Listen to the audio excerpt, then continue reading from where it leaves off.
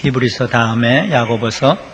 하나님과 주 예수 그리스도의 종 야고보는 흩어져 있는 12지파에게 문안하노라.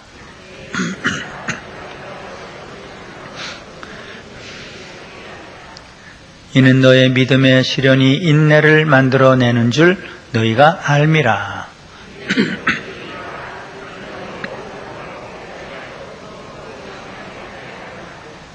너희 중에 누구든지 지혜가 부족하거든 모든 사람에게 후히 주시고 꾸짖지 아니하시는 하나님께 구하라. 그리하면 주시리라.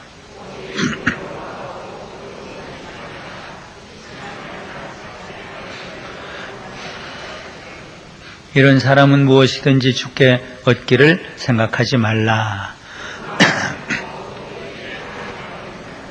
낮은 형제는 자기의 높음을 자랑하고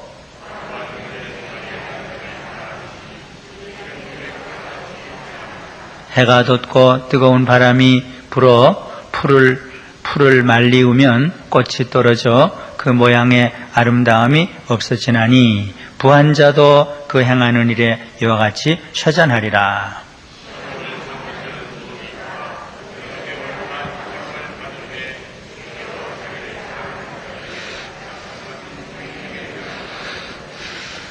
사람이 시험을 받을 때에 내가 하나님께 시험을 받는다 하지 말지니 하나님은 악에게 시험을 받지도 아니하시고 친히 아무도 시험하지 아니하시느니라.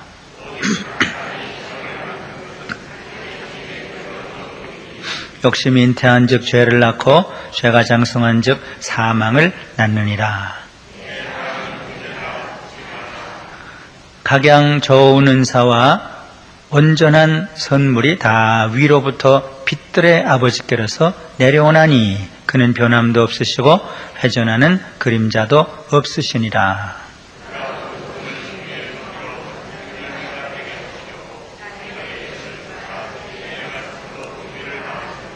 내 사랑하는 형제들아, 너희가 알거니와 사람마다 듣기는 속히 하고 말하기는 더디하며 성내기도 더디하라. 그러므로 모든 더러운 것과 넘치는 악을 내어버리고 능히 너희 영혼을 구원할 바 마음에 심긴 도를 온유함으로 받으라.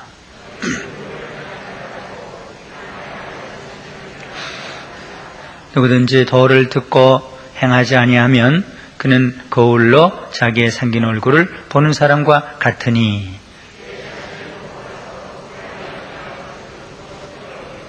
자유하게 하는 온전한 율법을 들여다보고 있는 자는 듣고 잊어버리는 자가 아니요 실행하는 자니 이 사람이 그 행하는 일에 복을 받으리라.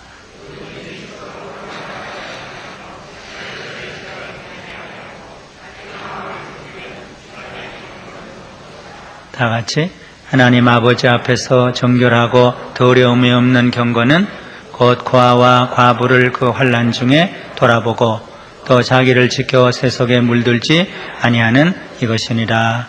아멘. 야고보서는 누구에게 보낸 편지입니까? 제 얼굴을 다 보시고 자, 성경 대부분은 복음서 말고 복음서 빼놓고 사도행전 말고 그 다음부터 로마서부터 거의 다 모든 편지는 누구에게 보낸 편지들입니까? 네? 누구들에게? 네? 뭐라고요? 믿는 사람들. 그 믿는 사람들을 가리켜서 또 뭐라고 그래요? 그래서 형제들, 그걸 뭐라고 그래요? 로마서 1장 거기 보면 누구에게, 고린도전서 1장 보면 누구에게, 예?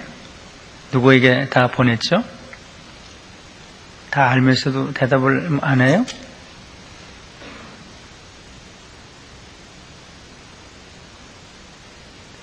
어디 있는가? 누구에게 그런 거 없어요?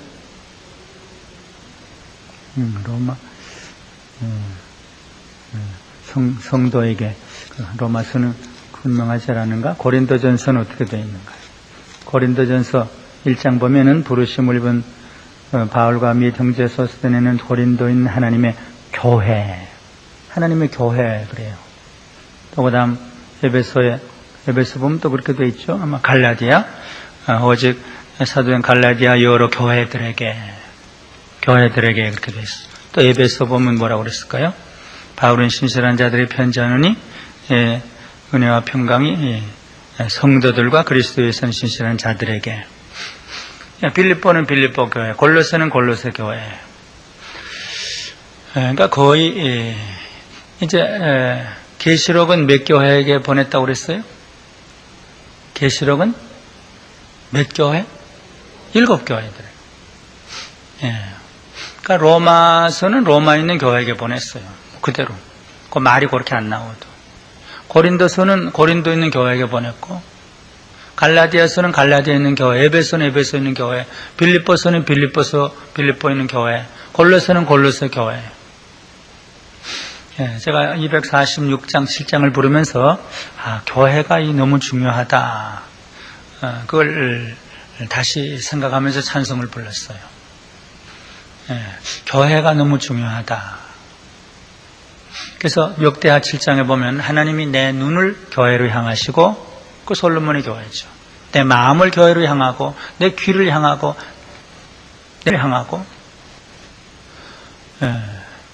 시편은 주의 집에 있는 자가 복이 있다. 주의 뜰에 있는 자가 복이 있다. 또 신약성경은 교회는 하나님의 집이다. 예수님의 몸이다. 하나님이 자기 피로 사셨다. 그래서 키프리안도 그렇고 칼빈도 그렇고 교회를 떠나서는 은혜를 받을 수 없다. 교회는 어머니와 같다. 교회를 떠나서는 구원도 없고 죄사함도 없고 아무 은혜도 없다. 교회는 이성복 목사님은 천국의 지점이다. 천국에 있는 것을 어떻게 아느냐? 교회에 있는 것을 보면 안다. 그래서 교회는 너무 중요하다. 이 성경이 전부 교회에게 보낸 편지거든요. 하나님이 교회를 얼마나 귀중히 여기시길래 바울아 너 아무 교회 편지해라. 베드로야 아무 교회 편지해라. 사도 요한아 7교회 편지해라. 그러니까 교회는 매우 중요한 곳이다. 근데 우리가 그렇게 귀하게 생각을 못해요. 주의 집에 거하는 자가 복이 있다. 주의 뜰에 거하는 자가 복이 있다. 그러면 늘 교회를 사모하고 교회를 사랑하고 교회에 와 있어야죠. 박종순 목사님 그 강조하는 말씀, 제가 오늘 서론이 또 좀 길어질지 모르겠는데 전 참 귀하게 생각해요. 선교보다 귀한 것은 교회고 구제보다 귀한 것도 교회고, 아무리 선교사가 나가서 선교만 하고 교회가 없는 건 그건 잘못이다. 두 사람이 모여도 교회를 만들어서 예배를 드려야 된다. 박종순 목사님 말씀 아주 옳아요. 아무리 구제를 많이 해도 교회가 없으면 잘못돼요. 오늘 찬성을 부르면서 제가 그걸 다시 느끼면서 이 교회가 가장 보배롭다. 에베소 교회 장로들을 바울이 마지막 불러다 놓고 교회를 잘 쳐야 된다. 교회를 잘 섬겨야 된다. 세상에 선한 일 많이 있을 수 있죠. 선교보다 중요한 게 어디 있어요? 그러나 선교도 교회가 우선이에요. 그러니까 교회 중심적으로 사는 게 천국 중심적으로 사는 거예요. 그러니까 시간을 들이고 정성을 들이고 물질을 들이고, 그래서 초대교회부터 늘 교회에 모인다고 그랬어요.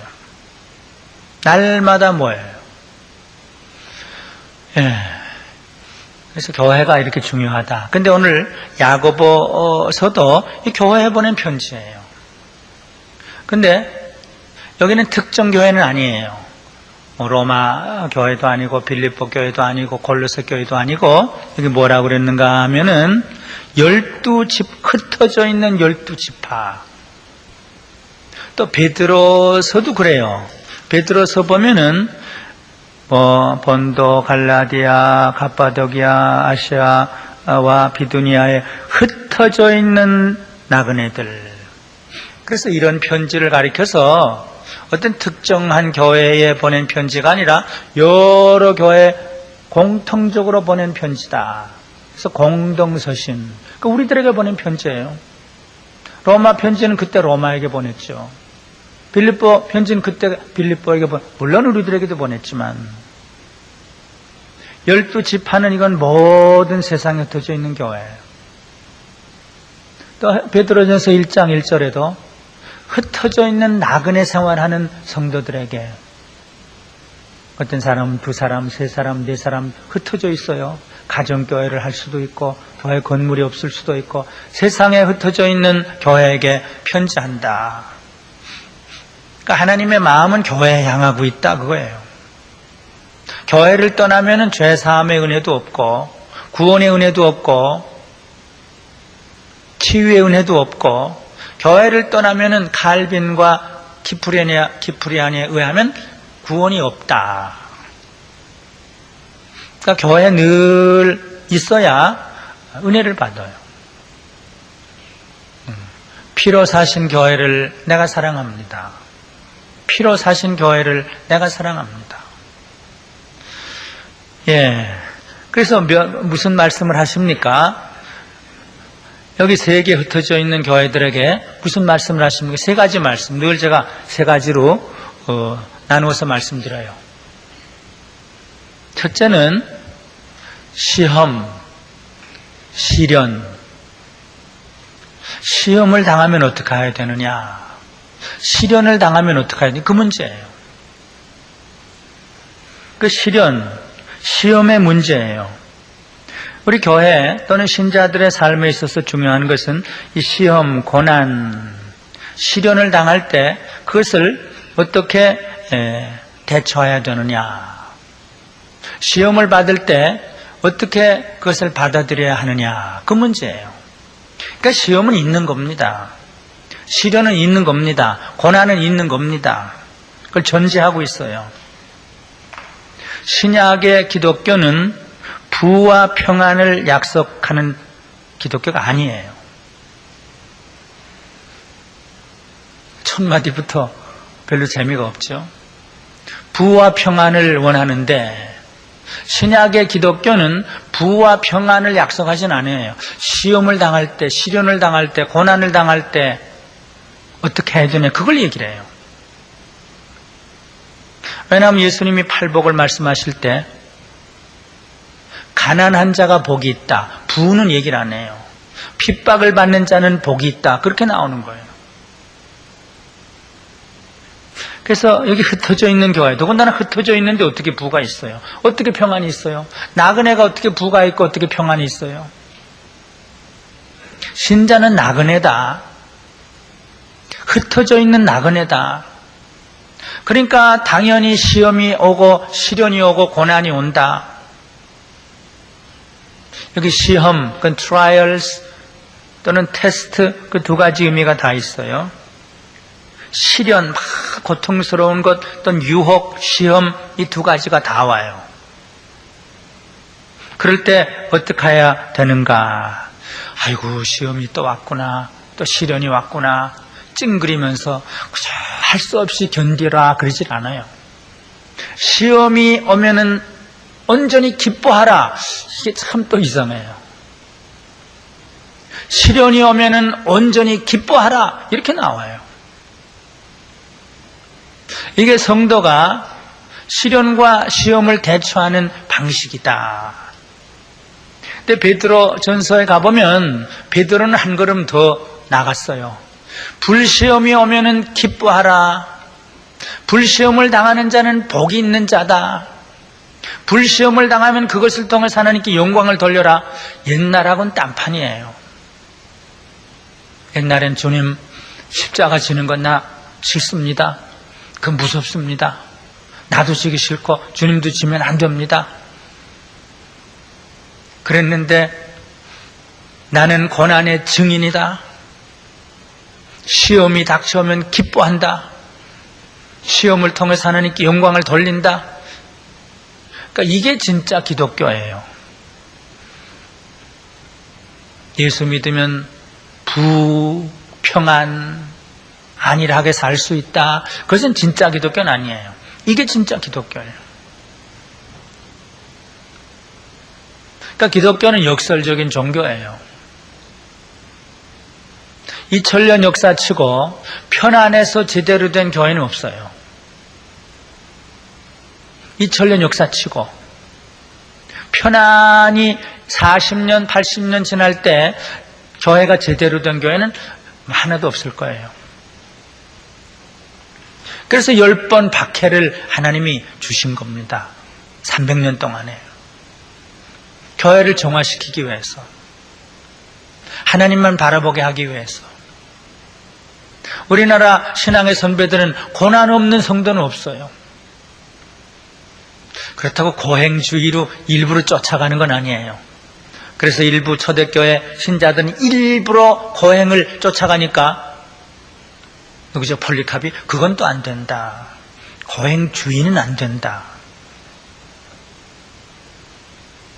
그러나 시험이 당하고 시련이 당하고 뭐 사고를 당할 수 있고 재난을 당할 수 있고 뭐 다리가 부러질 수도 있고 몸에 상처를 입을 수 있으면 온전히 기뻐하라. 이게 뭐 도대체 어떻게 된 건지. 기뻐하라. 그것은 내 인격을 단련시킨다. 너로 하여금 온전한 사람이 되게 한다. 너로 하여금 다른 사람을 동정하게 만든다. 고린도 후서 1장에 고난의 의미 한 5가지가 나와요. 그거는 너로 하여금 십자가와 연결시킨다. 그거는 너로 하여금 하나님만 의지하게 만든다. 그것은 너로 하여금 환난당하는 자를 위로하게 만든다. 그러므로 바울은 나는 고난을 기뻐하노라, 핍박을 기뻐하니라 그랬죠. 이 기쁜 것 같은 거예요. 야고보, 베드로, 바울 다 같은 거예요. 나는 고난을 기뻐한다. 나는 핍박을 기뻐한다. 고린도후서 12장 10절. 그래서 첫 마디는 흩어져 있는 나그네는 시련이 있기 마련이다. 시험이 있기 마련이다. 고난이 있기 마련이다. 그런데 그걸 무서워서 하지 말고 정면 돌파해라. 사망아, 너의 쏘는 것이 어디 있느냐. 두려워하지 말고 매를 맞든 고문을 당하든 협박을 당하든 뭘 하든 당당해라. 오히려 기뻐해라. 그것을 통해서 예수 그리스도의 군사가 어떤 것을 보여주어라. 그 사람들이 다 놀랐죠. 그런 사람들이 나타날 때 어떻게 저럴 수가 있는가. 다 놀랐죠. 손을 불에 넣고 영국에서 태울 때 해밀턴인가 그대로 예수님을 바라보면서 손이 불에 타는데도 그대로 있으니까 수많은 사람들이 굴복을 하는 거죠. 그 몇 사람들이 있는 데는 지금 이름이, 그 몇 사람들의 그 탄 재는 온 하늘과 땅에 흩어져서 수많은 하나님의 군사들을 일으켜내요. 자, 시련과 시험을 당하면 기쁘게 여겨라. 이게 첫째 권면이에요. 그 다음 두 번째, 지혜를 가지고 살라. 그 지혜. 너희 중에 누구든지 지혜가 부족하거든 모든 사람에게 후히 주시고 꾸짖지 아니하시는 하나님께 구하라. 지식이 아니라 지혜입니다. 지혜를 품고 살라. 지혜를 소유하고 살라. 지혜의 반대는 어리석음이죠. 어리석은 자는 돈이 제일인 줄 알고 재물을 쌓는다. 네, 예수님께서 그렇게 말씀했죠. 어리석은 자는 자꾸 재물을 쌓아요. 누가복음 12장. 그러니까 이 어리석은 자야. 예수님이 그래요. 그게 제일인 줄 알고 자꾸 쌓아요. 어리석은 자는 노를 그냥 막 화를 잘 내요. 큰 소리로. 무식하고 용감하게 노를 발해요. 어리석은 자는 계속 떠들면서 화를 내요. 그게 용감한 줄 알고. 근데 자문에 그건 어리석은 사람이다. 어리석은 자는 집을 모래 위에 세운다. 예수님이 그랬어요. 어리석은 자는 갈라디아 교회 보고 십자가가 앞에 보이는데 그걸 안 보아요. 성령이 계속 인도하는데 성령을 따르질 않아요. 그래서 구약에서도 그렇고 신약에서도 그렇고 신자들은 지혜를 소유하고 살아야 된다. 지식이 아니에요. 처세술이 아니에요. 여기 지혜는 하나님의 뜻대로 생각하고 행동하는 것, 하나님의 뜻에 따라 사리를 판단하고 행동하는 것. 물론 두 가지로 하면 하나님을 경외하고 사람을 사랑하는 것인데 여기는 그 외 가지치기를 많이 해요.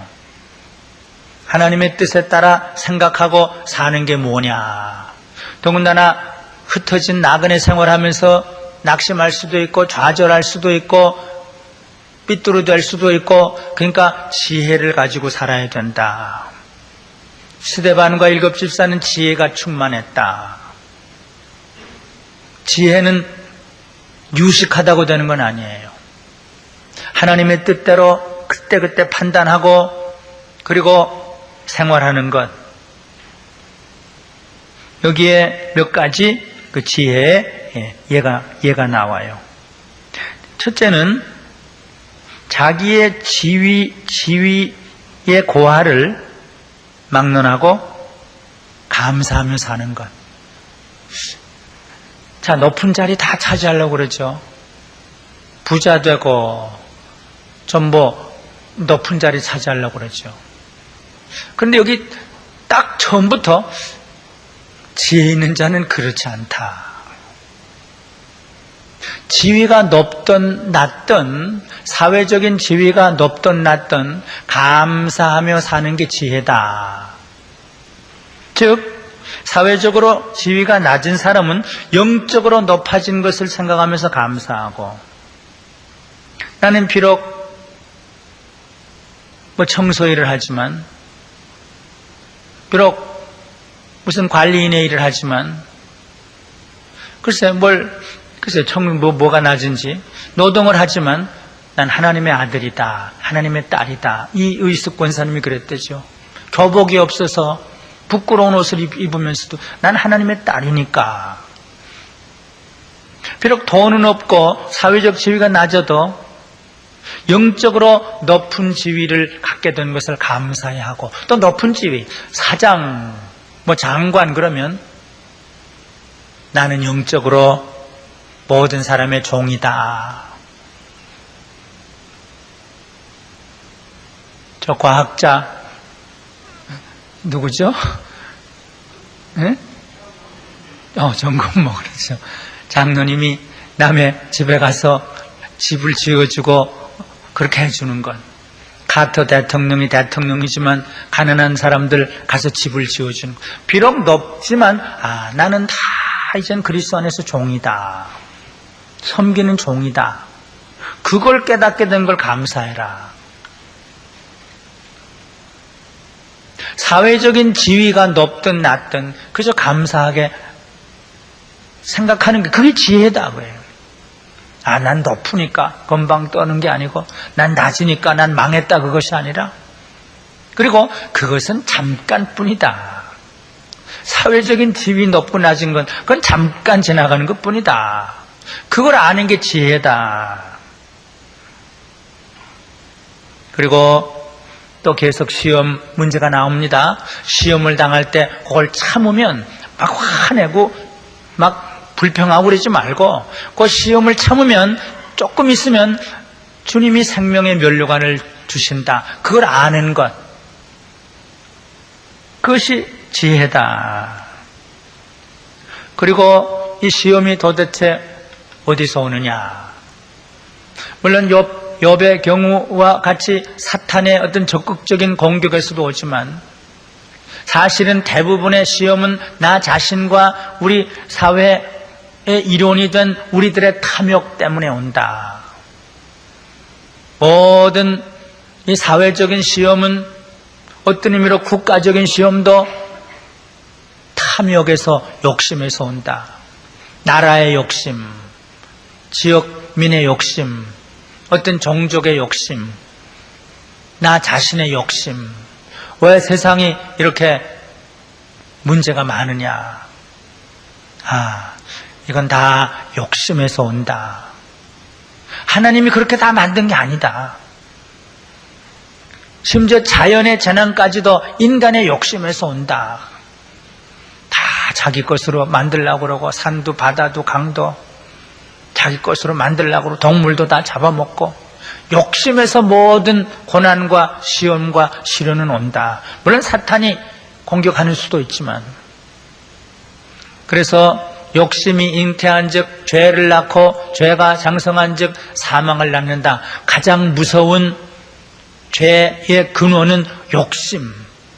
그러니까 부하려고 하는 자들은 그거 버려라 그래요. 높아지려고 하는 자들은 그거 포기해라. 그걸 아는 게 그 지혜다. 오늘 우리 사회, 저 높은 사람들의 욕심, 낮은 사람들의 욕심, 가정의 문제, 내 욕심이 많죠.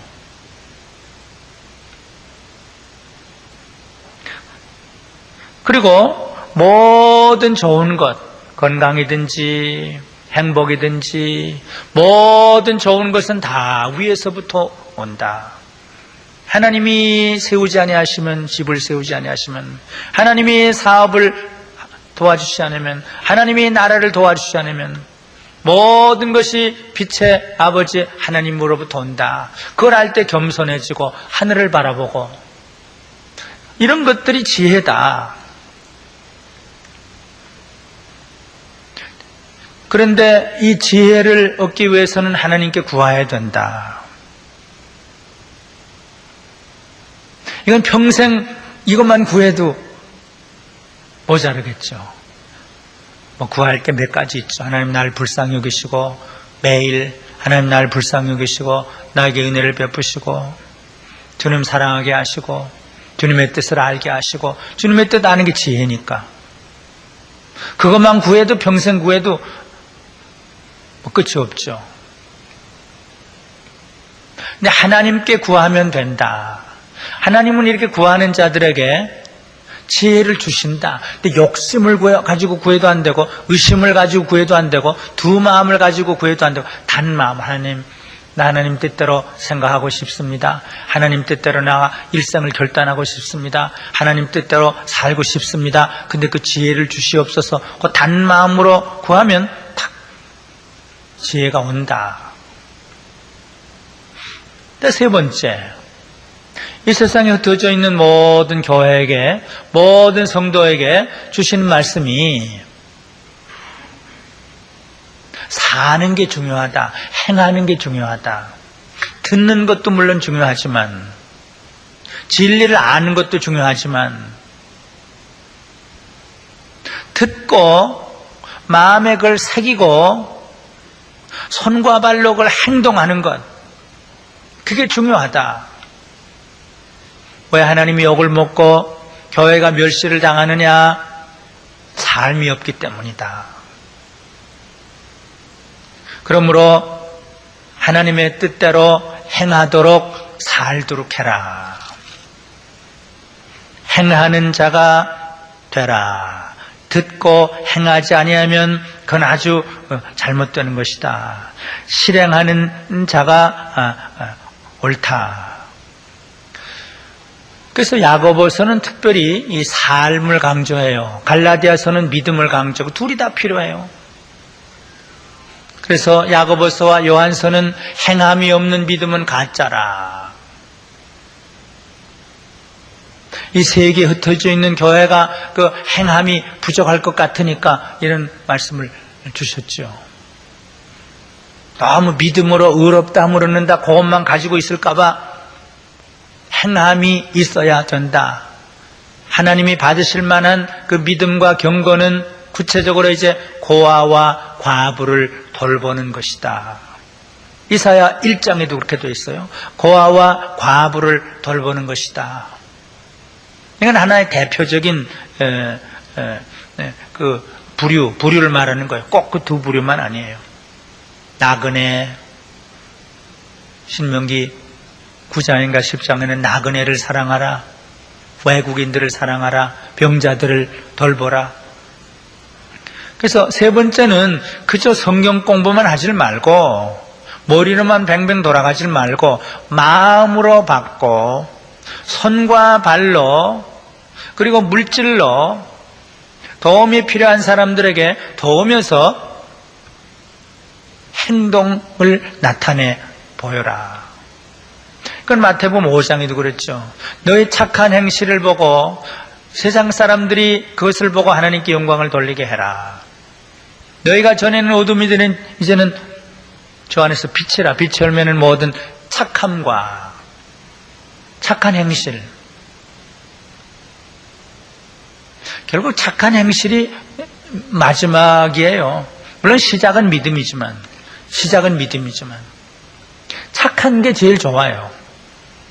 부부도 그렇고 자식도 그렇고 교회도 그렇고 집사도 그렇고 장로도 그렇고 지식 그것 별 소용없어요.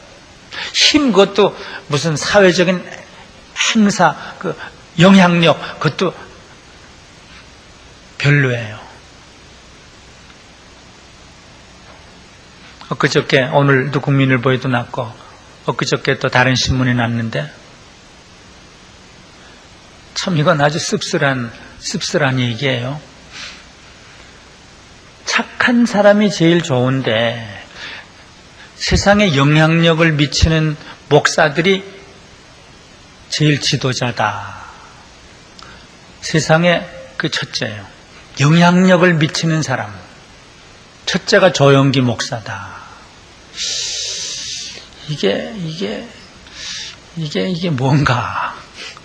물론 그럴 수도 있죠.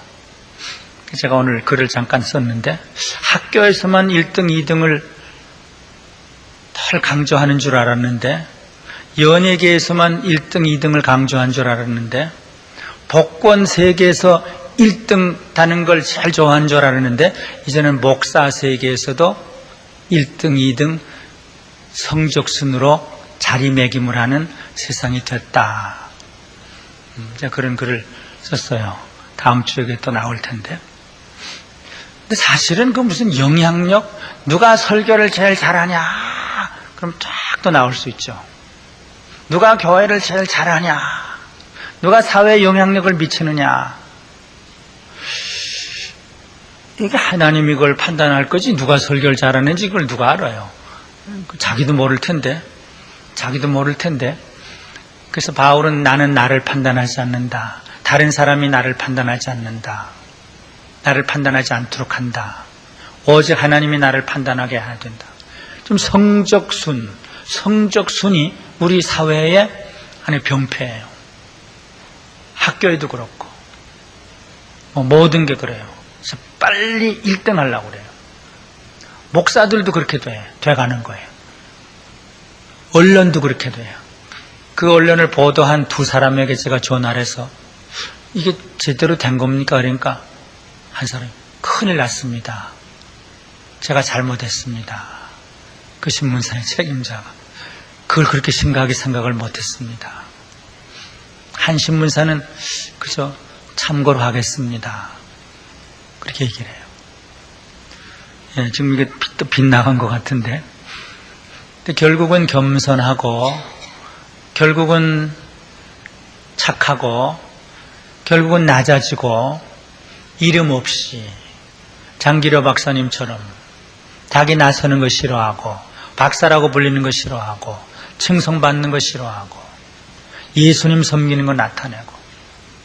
사회가 그러다 보니까 우리 다 그래요. 자, 이름 나타내려고 그냥 야단들해요. 이름 나타내려고 한 자리 하고 야단들해요. 그는 1등 된 사람이 가장 불행합니다. 그냥 그랬어요. 가장 불행하게 됩니다. 그렇게 되면 큰일입니다. 예. 예, 지금 뭘 하다가 이렇게, 이제 착하게 행동하라. 고아와 과부를, 그것도 선전하면서 도우면 안 돼요. 우리도 좀 선전하는 경향이 좀 있는 것 같은데, 그것도 없이 그냥 그대로, 어떨 땐 서로 격려하기 위해서 서로 알리긴 하죠. 서로 격려하기 위해서. 그러나 그것이 또 도에 지나치면 안 되죠. 그래서 바른 행동, 바른 삶, 착한 삶. 착한다는 것은 자기는 손해보고 다른 사람의 유익을 구하는 게 그게 착한 거예요. 난 착한 거 한다 그러는 건 그거 이미 착한 게 아니에요. 나는 제일 겸손하다. 중세 그랬어요. 겸손이 제일인데 누구냐? 그래서 이 사람이 제일 겸손하다 1등이 돼요. 그럼 그 순간부터 그는 겸손하지 않는 거죠. 겸손의 등수를 어떻게 매겨요? 그래서 하나님 앞에서 착한 삶, 겸손한 삶, 낮아지는 삶, 이 삶을 살도록 해라. 듣기만 하지 말고. 오늘 3가지 말씀을 생각했습니다. 배경은 이 교회를 하나님이 얼마나 귀하게 여기시는가. 교회에게 전부 계속 편지를 쓰시는 거예요. 우리들이 얼마나 귀한가. 교회의 귀중성. 그러니까 교회를 사랑해야 돼요. 교회에 늘 있어야 돼요. 시간과 몸을 교회에 바쳐야 돼요. 물론 개교회 주의로 나가라는 말은 아니에요. 그러나 한평생 교회를 암만 사랑하고 해도 그래도 모자라요. 사회에서 하는 건 별 가치가 없어요. 이건 이렇게 되면 또 조금 문제가 생기겠는데, 그러나 저는 사회 참여 이걸 강조하면서도 그러나 결국에 가보니까 다시 돌아가요. 제가 그것보다는 결국 하나님의 나라와 하나님의 교회다. 주님의 몸 거기에 붙어 사는 게 그게 제일 중요하다. 그래서 교회를 귀중히 여기고 교회를 사랑하고 늘 주의 집에 있고 그거 해야 되는데, 오늘 3가지 말씀, 편안과 부 그게 아니다. 시험, 시련, 고난 그것을 어떻게 대처하느냐. 기쁘게 대처하라. 이거는 나의 유익을 위해서 있다. 내 인격과 내가 온전한 삶이 되고 다른 사람 동정하고 주님의 사랑을 알고, 그러니까 이건 참 좋은 거다. 기뻐하라. 고난을 통해서 하나님께 영광을 돌리라. 베드로가 어떤 죽음을 통해서 하나님께 영광 돌릴 것을 미리 예언했죠. 둘째, 지혜. 돈 버는 지혜가 아니에요. 하나님의 뜻에 따라 판단하고 행동하는 지혜. 몇 가지가 있었어요. 3번째는 성경 공부만 하는 게 아니라 그 하나를 실천하면서 행동하면서 사는 것. 근데 그건 착한 삶이에요. 도움이 필요한 사람에게 같이 아파하면서 같은 모습을 가지고 도움의 손길을 펴는 것. 그거 하면서 살라. 겸손하라, 사랑하라, 도움을 베풀라, 설교할 게 아니다. 하나님이 기뻐하시는 신앙과 경건은 고아와 과부를 돌보고 자기 자신을 또 지켜서 세속에 물들지 않도록 조심하는 것이다. 오늘 우리 교회 주신 이 말씀 마음에 새기고, 우리가 늘 부족하지만 불평도 있고 또 잘못 삐뚤어지기도 하고 착한 행실이 없지만 하나님 또 도와주셔서 우리 교회 하시는 말씀, 이 말씀 마음에 새기고 주님 기쁘시게 하는 우리들이 다 되게 해주시옵소서. 기도드리겠습니다. 하나님 아버지 감사합니다.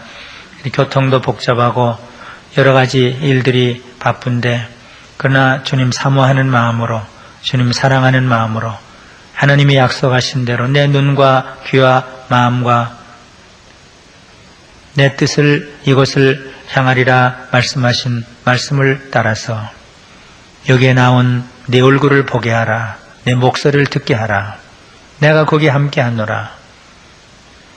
하나님의 말씀을 기억하며 이곳에 나오는 자들에게 사지온청 구원의 기쁨, 하늘의 위로와 평강과 복을 주시는 하나님의 약속의 말씀을 기억하고 오늘도 주의 집에 나왔습니다.